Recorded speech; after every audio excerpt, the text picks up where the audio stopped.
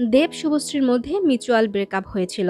শুভশ্রী বিয়ে করতে চেয়েছিল, কিন্তু দেব তখন ক্যারিয়ার নিয়ে খুব ব্যস্ত, তাই বিয়ে করতে চায়নি। তখন শুভশ্রী মুভি করা বন্ধ করে দেয়, ইন্ডাস্ট্রি থেকে নিজেকে সরিয়ে নেয়। দেব যদিও বিষয়টাতে ভেঙে পড়েছিল, কিন্তু সেই সময়টাতেই রুক্মিণী দেবের সঙ্গে ক্লোজ হয়। আর শুভশ্রী অপেক্ষায় থাকে, ভাবে যে দেবের শূন্যতা দেব নিজের জীবনের পাশাপাশি ক্যারিয়ারেও উপলব্ধি করতে পারবে। এর মধ্যে ধূমকেতু ছবির চুক্তি হয় 2015-তে। তখন মুভি করতে এসে শুভশ্রী উপলব্ধি করে দেবের জীবনে তার শূন্যতা পুষিয়ে দিতে রুক্মিণী এসে গেছে। ধূমকেতু মুভিতে একটা বিয়ের দৃশ্যের শট ছিল।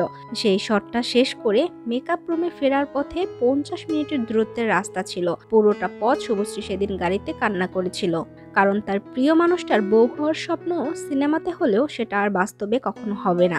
তবে দেবও প্রথমে খুব কষ্ট পেয়েছিল, কিন্তু দেবকে মেন্টালি সাপোর্ট দেওয়ার জন্য সাথে সাথে রুক্মিণীকে পেয়েছে। তাই দেবের লাইফে এসবের তেমন কোনো প্রভাব পড়েনি। কিন্তু শুভশ্রী 4 বছর আর কোনো মুভি করেনি।